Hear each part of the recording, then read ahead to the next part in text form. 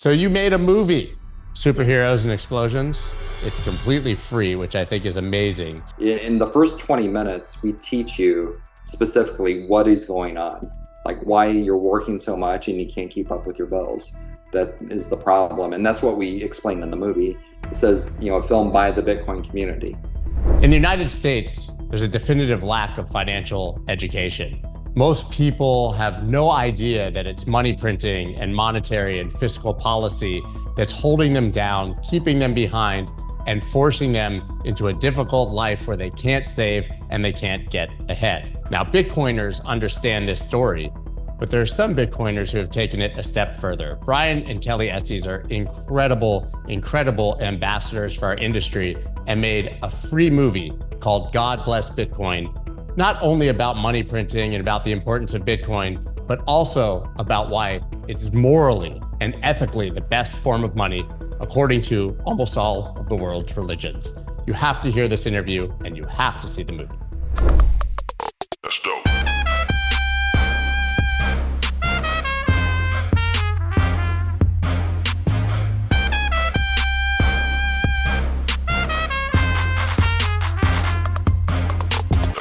So you made a movie. We made a movie.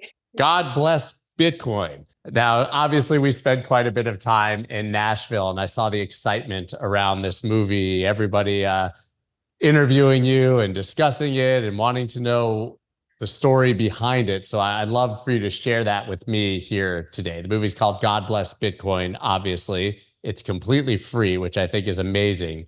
So let's just talk about what gave you the idea and why you made this film. Yeah, so 4 years ago, I read the book Thank God for Bitcoin that Jimmy Song and Breedlove and Gabe wrote and a few other people. And, it explores the Christian view of money and ethics and Bitcoin. And it just made me curious. I was curious, like, what do the other religions say about this? And so I dove into, the Jewish religion, Buddhist, Muslim, Hindu, and just kind of tied everything together. And I was just satisfying my own curiosity. And so, but then after I did that, I had this voice inside of me saying, you need to write a book or make a movie or tell the story. And so that's what it is. That's what the movie is. What was in my head and in my heart. And for 2 years. And finally I went to Kelly and I asked her, because I don't know how to write a book or make a movie. I was like, I don't even know how to write a story. And I asked her, can you help me do this? Can you help me pull this story out of me and let's make something out of this? And that's how it all started 2 years ago. Yeah, that's what I do for a living. I help students go through the college admissions process, specifically students who live at the poverty level. So high need, high achieving students, helping them to write their college application essays. And so I'm used to pulling stories out of people. And so I agreed. I have a master's degree in the teaching of writing. And so I've been doing this 30 years. So when he came to me and said, do you want to help me? I was like, well, I know you're probably going to be my worst student I've ever had. And okay, right. That's what you do when you're married. You help each other out. So I agreed. And the process was exactly what I expected. A little different because you're telling a story on film rather than on paper. But the creative process is the creative process. And so I was fully prepared for that, but I knew he was not, because he is a numbers guy and does not really understand the creative process and isn't really a creative person in that way. So I knew it was going to be hard, but we worked through it. Let's just say it was the best of times. It was the worst of times, but we worked through it. We're still married. We've got a good movie. So yeah, he had a lot he wanted to say. So the hardest thing for him was narrowing in the focus. As you and he know, you've been in this space for well over 10 years. Your knowledge level is at a much higher level than the average person, and trying to make a movie that appeals not only to Bitcoiners who have been in the space for a while, but also to people who are new to it. That's a fine line to walk. And I think that was probably the hardest part, was figuring out what's the story on this going to be. And so that's how it went. Crypto investors in the United States face some major challenges. One of them is that there's almost no way to get exposure to the asset class inside of your traditional investment vehicles. The other thing is the taxes. They are absolutely atrocious. What if I told you there was a way to solve both of these problems? Well, there is, and it's with a self-directed IRA from iTrust Capital. Guys, not only can you open a new self-directed IRA and fund it with the limits each year, but you can actually convert over from your 401k, your Roth IRA, any other IRA that you already have, and you can do that tax-free, just transferring over the balance, and then you can go to cash, buy as much Bitcoin as you want, and not pay taxes when you sell it. You absolutely have to try this if you are in the United States. Use the link down below. It's bit.ly/itrust-scott. That's bit.ly/itrust-SCOTT. You have to try this now. So when did you actually start making the movie? Because I'm assuming it was quite a long process from having an idea to actually seeing it through and hiring all the people that were necessary and coming up obviously with scripts and creative process. So walk me through how long that actually takes and when you started. Yeah, our first interviews were at Bitcoin 2022. So that was over 2 years ago. Wow. And down in Miami. And so we did over 60 interviews worldwide.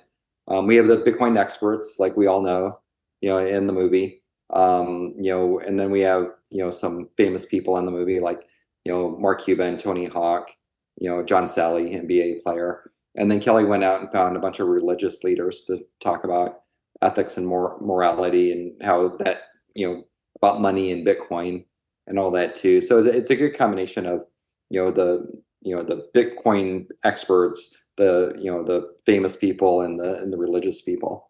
So, but yeah, it was, over 2 years of interviews. Like I said, over 60 all around the world. Yeah. I think I met both of you at dinner at Bitcoin Miami 2022. Yeah. We did. And I We actually interviewed John Sally that weekend as well. Uh-huh. Oh my Yeah. gosh, that's funny.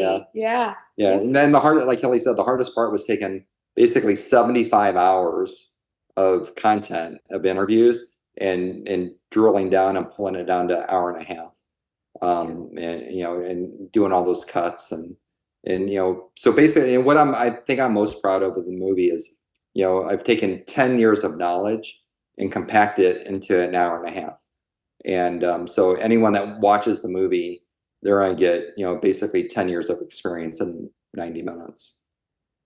Our first rough cut was 3 hours, and I knew we were in trouble. I thought, oh my gosh.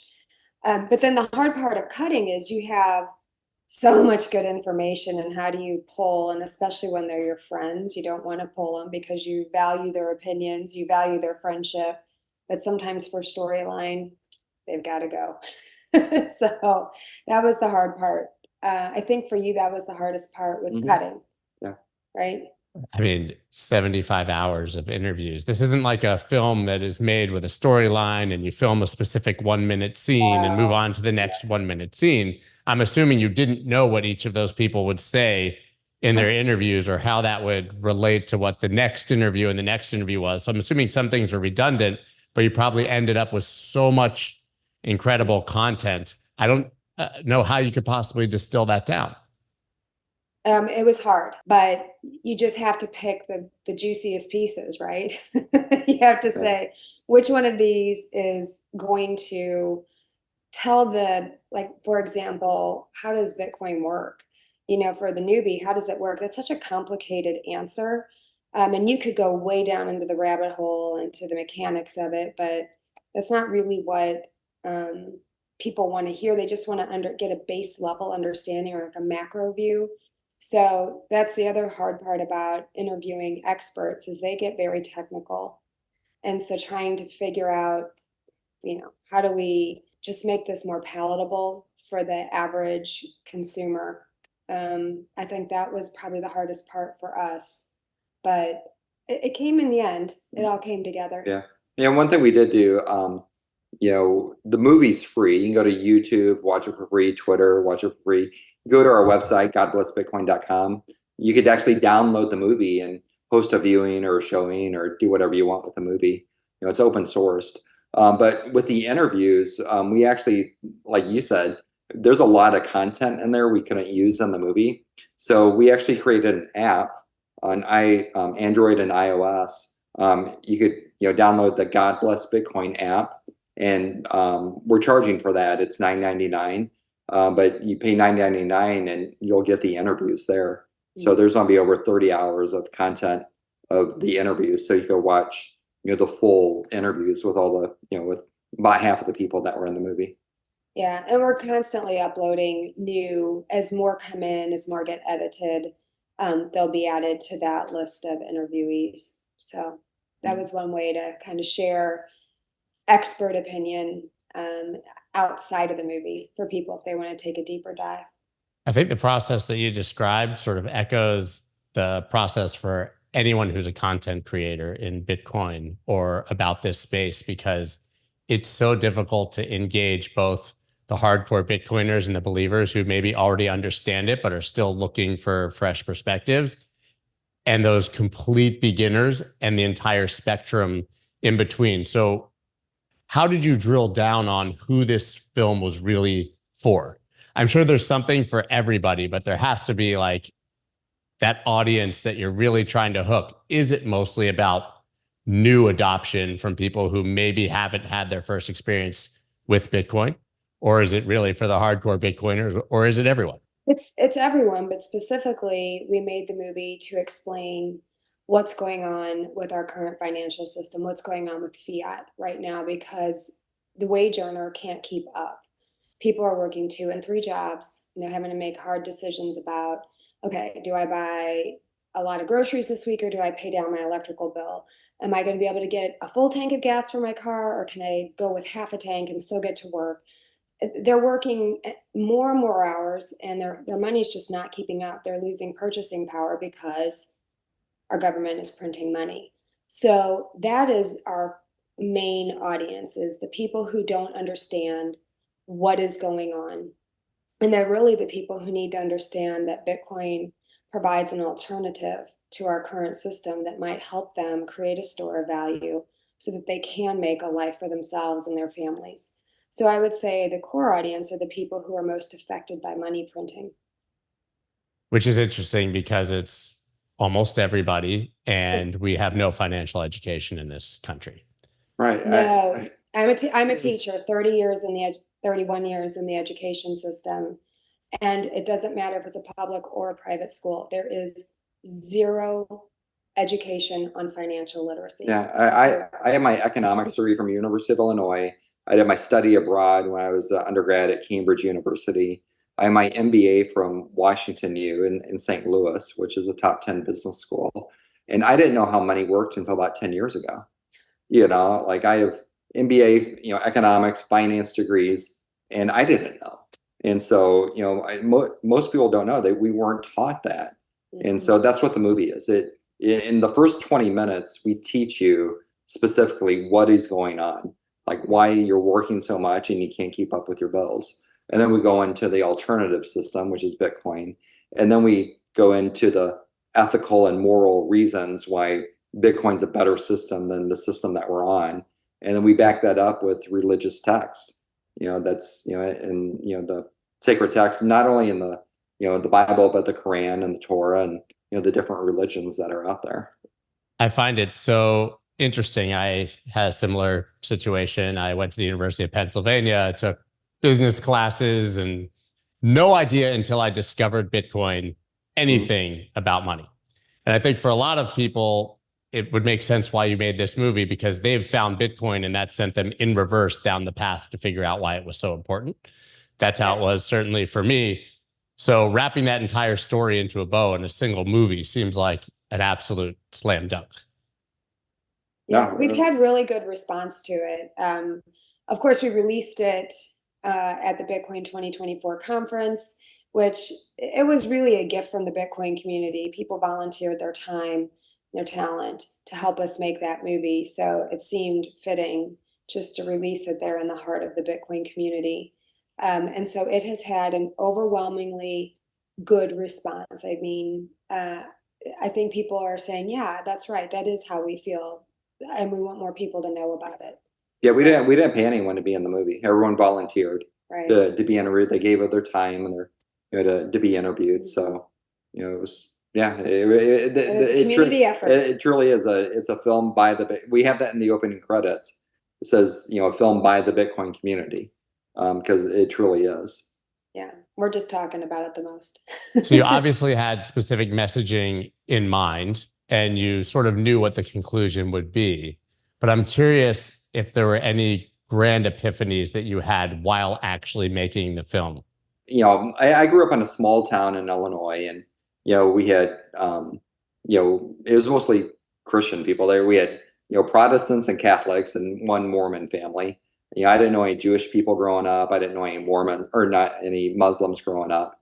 And so the one thing I did learn through this process, after talking to the religious leaders, is that, and I guess I should know this, but the Old Testament of the Bible, it's for Christians, Jews, and Muslims. It's the Abrahamic, Bible, book of the, what we all believe in that. It's something I learned, like we're more similar than we are different, because we share the same core values, no matter what religion you are. And that reflects itself into our monetary system, and it reflects itself onto Bitcoin too, in certain ways. So we try to make those connections. Kelly, was there anything that blew your mind that was completely unexpected? An interview, something that somebody said, or some lesson that you learned? Yeah, I think the thing that just struck me and made me reevaluate the way I think about things is when Natalie Brunel and I were talking. She was our narrator and did an amazing job. And we were talking we were creating the script together. And I said, hey, Natalie, I'd really like it if you would, at this point, and maybe talk directly to the audience about what it's been like for you as a young person to have to make hard decisions about your future because your money isn't holding its value. And she is part of the millennial generation. And she said, yeah, we are the first generation that will not be better off than the one that came before us. And it just, I don't know, I didn't realize that, because I'm Gen X, man. So we were the last of the generation that didn't feel horribly the pinch of going off the gold standard in 1971. I mean, I was born in 71. So I was able to, save my money, purchase a house.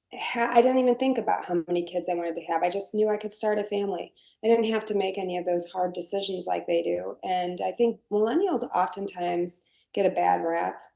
But if we would look at it that way, we would understand maybe better some of the choices that they're having to make. So yeah, that one kind of hit me hard. Yeah, I was born in 1976. We may be the last generation where our parents still believed you could just save money and be fine, right? Yeah. Because they were raised in a time when you didn't have to out invest your money. You could literally just save money and your money would grow in value as opposed to go down. Of course, there was inflation, but the idea that you could store your value in actual money still lived. I wonder if they even teach that anymore. It seems they just tell you now, go buy stuff, as much of it as you can. They do. Well, if your money isn't holding its value, get something today because you won't be able to afford it tomorrow, right? Yeah, you see that in the preferred asset classes by different age brackets too, because like when my grandpa was saving money, he saved money in gold and silver.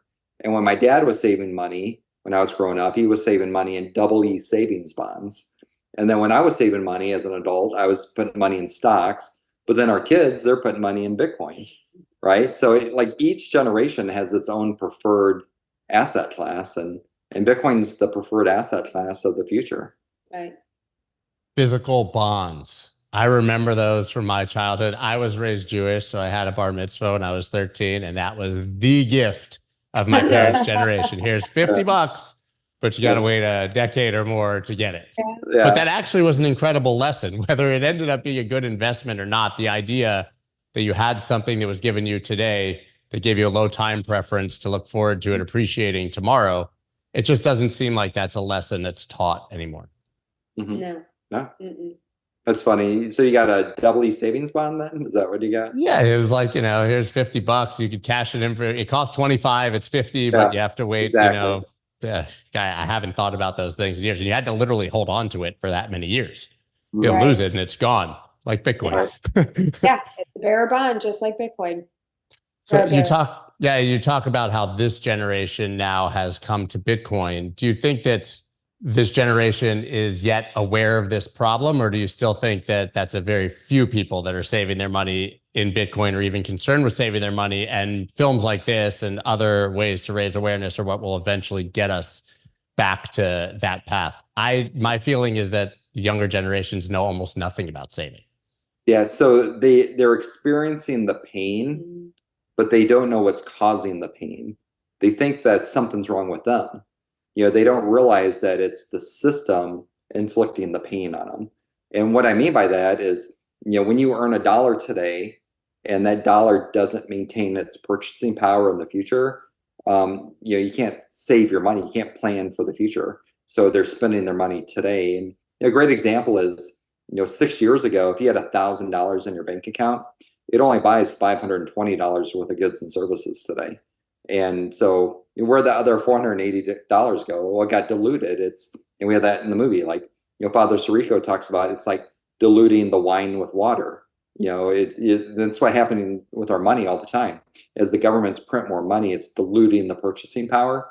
And so, so people can't keep up with the inflation, the debasement of the currency.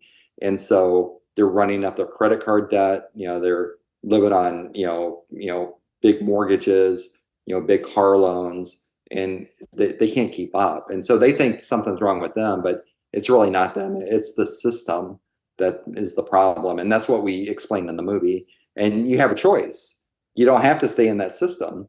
There is a choice. You can opt out. It's a peaceful revolution. If you don't want to play in this game, you could opt out into the Bitcoin system. What were largely the religious lessons? Because that seems like the kicker, obviously, the grand conclusion of the movie that maybe most people wouldn't be aware of. If you're a Bitcoiner, you probably at this point have at least superficially been exposed to the story of fiat and money printing and why you're in Bitcoin. But it's very unlikely, I would imagine, that you understand how each religion would frame Bitcoin in its existence, but also that entire monetary system and the problems with it.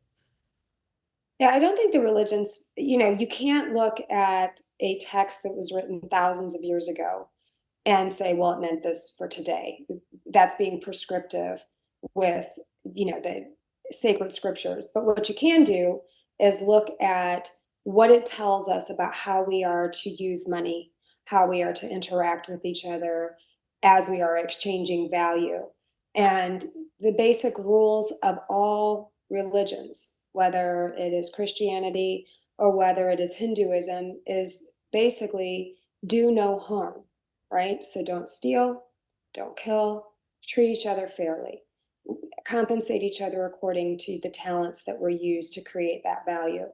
And so when you look at it that way, that's kind of the lens through which you evaluate whether the money that you're using is moral or ethical. And if you look at our current fiat system, well, every time they print money, it's stealing. It's stealing our time, it's stealing our energy, and it's stealing our talents right from under us. If you look at fiat, it is because governments can print money, they can wage war. They can, go out and fund these endless wars where tons of people are being killed. Bitcoin, because it is capped at 21 million, governments can't print more. They'd have to come to their citizens and say, do you agree with this or not? They'd have to borrow the money from us or tap into their own Bitcoin reserve. So if you look at it that way, it's pretty easy to say that ethically and morally, Bitcoin is a better form of money for us to use. Now, is it more religious? I would never go as far to say that because I don't pretend to understand God. So I do say, though, you could look at it morally and ethically, and I think clearly it is more moral and ethical than fiat. But, that was how I thought. And you have... Yeah, I mean, it says clearly in the Bible, don't expropriate from our people to conduct violence and destruction. It says that in Ezekiel, which is Old Testament. So, and that's what the government's doing. They're stealing from us to go conduct violence and destruction. And it says specifically in the Bible, don't do that. So, so they're printing money to go do that. And if we were on a Bitcoin standard, if the world was on a Bitcoin standard, you couldn't do that. So that, those are like little points that we make in the movie. Another point is that, the Bible says in Genesis, which is, the world's religions, that be fruitful and multiply, right? And so if your money doesn't hold its value and you're 18 to 30-year-olds, 50% of them are still living at home. And so they're not able to leave their parents and find a wife, like it says in the Bible, and they can't be fruitful and multiply because they can't afford it. And even if they do get married, they can't afford to have a lot of kids and fill the earth, like it says in the Bible. So, the system that we're on is not allowing us to be compliant with God's wishes. Kelly, how difficult was it to find religious leaders that understood this? Because just like we don't teach financial education in school, I've been to quite a few churches, mosques, and synagogues in my day, and I've never really heard a solid lecture or sermon on the ills of money printing and the current financial system. So for some of them, I was able to tap into the Bitcoin community. We went to Pacific Bitcoin in the fall of 22. And one of the people who worked at Swan introduced us to our Islamic finance expert. And that was one way to find people. But then I really just had to get online and start digging in and trying to find people. So it was just a lot of research and a lot of time. I actually went to a Catholic Bitcoin conference back in November of 22, I believe. And the person that I tapped to use in the movie, Father Sirico, founded the Acton Institute, which is really just a think tank about how we can make economics more ethical. And so he understood 100%, and he gave a speech to the Dallas Fed years ago that talked exactly about money printing and how it is theft, and how one of his best quotes in the movie is that the Fed can be a place of great mischief. And I thought that was funny. Understatement of the century. Yes, I love it. Right. So he was fantastic. And it was really, we found a Bitcoin rabbi. So it was, you just had to, Google like Rabbi Bitcoin. Was it the Bitcoin rabbi who wrote the children's book? He's amazing. I love that guy. I think you were actually our connection there. So see the Bitcoin community. Right. I totally forgot about You were our guy for that. ADD. Thank you. Fabulous. He was fabulous. We had another rabbi who wrote a book called Thou Shalt Prosper, who really understood Rabbi Lappin. Finance and how it applies to Jewish law and tradition, and then how he understood Bitcoin as well. But our Protestant minister, Daryl Bach, he said, listen, I don't understand Bitcoin, but I can explain to you what the Bible says about how we are to use money and the danger of interest. So that's another really great example, or a great perspective to bring to the movie, because our current financial system is causing us to go into debt and be buried under huge amounts of interest. And so it just took time and research, which I like to do. Yeah, Rabbi Lappin had a great quote in the movie. He said, he's talking about the government. He said, they're literally stealing the bread from your table. And they are. About inflation. The doings of an immoral government. Yeah. I spent quite a bit of time in Dubai at Satoshi Roundtable, actually, and Bruce Fenton, who organizes that, does a great job, actually, of bringing in, I think, religious leaders from Islam to talk about Bitcoin and money. And I learned quite a bit about Sharia law and the prohibitions, as you sort of hinted at, against certainly loans and interest, speculation, and gambling. It doesn't leave you many options. Yeah, we have that in the movie. It's called riba. So in the Muslim religion, to be Sharia compliant money, you can't pay interest or receive interest. And so gold qualifies. And, there was a 90-year-old Saudi cleric about 6 months ago that put out a statement saying that Bitcoin is Sharia compliant money. So we have that in the movie too. Harris Orfran said that he believed Bitcoin was the most Islamic form of money ever created, and for that matter, the most Jewish and the most Christian as well. So it was really interesting to learn how other people look at money, and just learning about other cultures and other belief systems is fascinating. So that was a fun part of the research for me. Yeah, and to keep the movie interesting too, we did put a lot of graphics and animations in it to keep people's attention. Because it's 90 minutes long, so you can't just have people up there talking all the time. So there are a lot of 3D graphics and animations in there that we think are a little bit entertaining. So Superheroes and explosions. There's some little things like that in there. I just want to know how Hollywood. I've watched it, so I know there's no superheroes and explosions, and I think it's such a noble effort. I'm wondering how creating content like this, creating movies, podcasts, how we can actually start to inform the actual education system and the churches, and to actually start teaching these things. Because it's one thing for you to teach it, but it's another thing for them to hear it from the person that they most trust growing up and in the context of their own lives. How do we do that? Well, we are creating a curriculum right now. In fact, we hop on a call in about 40 minutes to go over a study guide for churches to use if they want to screen the movie or if they want to have it as part of, a Bible study group. And so that's part of what we're doing, is creating curriculums. You teach, I'll let you talk to this. Yeah, I guess lecture at the Judge Business School at Cambridge University. So I approached them to say, next fall, can we teach a God Bless Bitcoin curriculum? And so we're preparing that right now to send over for approval. And so hopefully this fall at Cambridge, we'll be, Kelly and I will both be, teaching like a 4 or 5 day class over there about, the moral and ethics about money and Bitcoin. What if someone's not particularly religious? Do you think that the film will still be well received because of the story in general? I think so, because we use the religious aspect to dig down to what is the base layer of morals and ethics. And those really did come from religion. Religion teaches people how to behave, right? I mean, it's the way it's always been. So it's not that I think you have to look at it as particularly a religious film as much as you do a film that talks about,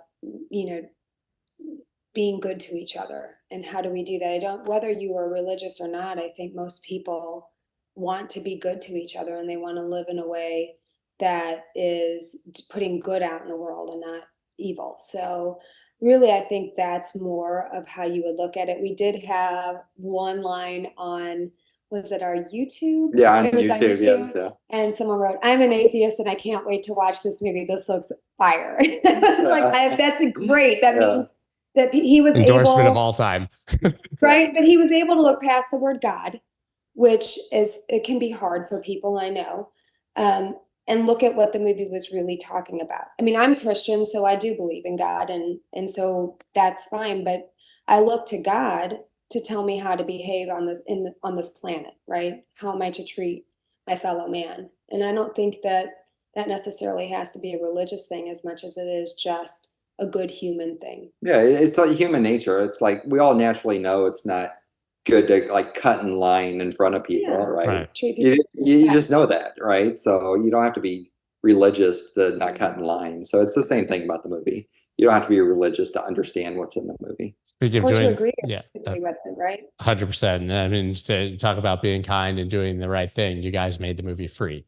I'm assuming at a tremendous expense to yourselves as the producers. Yeah. So talk about making the movie free and why you would do that.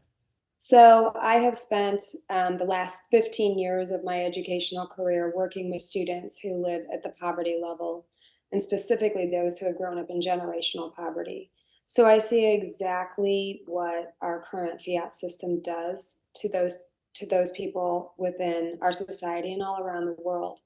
And I really do believe they are the people who would benefit from understanding this the most. So why would we put up a $10 barrier of entry for people who don't have that as disposable income, right? So I think that's what made us both say, okay, Bitcoin community helped out, people donated to their time, and some donated money. So let's, in the spirit of Satoshi, let's drop this out there for free so that it can reach as many people as possible, to let them know that Bitcoin is hope. So what's the best way for people to see this, support it, spread the word? Yeah, you can go to our website, godblessbitcoin.com. You can watch the movie there. You could download the movie there. We encourage people to download it. It's decentralized. We want to, as many copies out there as possible. You could host screenings. You could host events. Whatever you want with the movie. You can go on YouTube and just type in God Bless Bitcoin. The movie's meant to be watched on a big screen, so you really don't want to watch it on your phone because the graphics are intense. So you want to watch it on a big screen. So go, if you have a YouTube player on your TV, just type in God Bless Bitcoin and watch it there. It's on Twitter. You can watch it there. Eventually, and soon it'll be on. Within a couple months, it'll be on Apple, Amazon Prime. The AVOD players like Tubi and Roku and Hulu and all those. So it's a gradual rollout. And then on some of the platforms, we have to charge because like Apple requires a fee to charge. So what we're doing, like on the Apple platform, we're putting the interviews in there too. So you get the movie and the interviews for like $9.99. But if you just want to watch the movie, you can watch that for free, on YouTube. And we have translated it. We're dubbing it right now in 7 languages, subtitling it in over 15, so that it makes it universal, so that language isn't a barrier to understanding. Kind of the cool thing is someone just hosted a viewing party in Costa Rica last week. They downloaded it and had a viewing party for people. And we had someone last week at the conference let us know that they had subtitled it in Hungarian. Wow. So I'm like, perfect. Yeah. This is this is what we're hoping. We want Just like this Bitcoin, like you said, decentralized, Yeah. open source, have at it. Yeah, we're getting videos of people in India watching it. Yep. So we're dubbing it in Hindi. That should be out in a couple weeks. We have an 80-year-old woman up at 2 a.m. watching it in India. I'm like, it can't get any better than that for me. That's exactly what we wanted. Ryan, the most important question, is that an Indiana Jones pinball machine behind you? It is. Yeah, it's my 1991 Indiana Jones pinball machine. Yeah. I know that literally from the front of that machine, from playing it in the Get over there. oh man, that was my You're welcome to come over. I just saw it in the back, the pyramid and the S I could see, and I thought we had a arcade called Aladdin's Castle in the Oaks Mall in Gainesville, Florida, and I used to play that thing all the time.